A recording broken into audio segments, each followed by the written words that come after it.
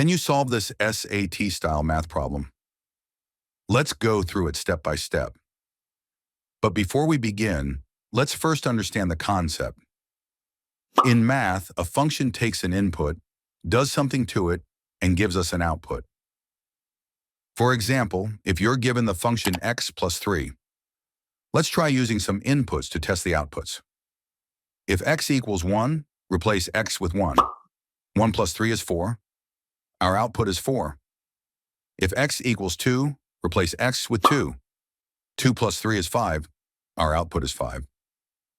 If x equals 15, plug in 15. 15 plus 3 is 18. The output is 18. And if x equals 100, then 100 plus 3 is 103. So the output is 103. Now, functions are often written using the symbol f of x. This simply means a function of x. So when you see something like f of 2, it means replace every x in the function with 2.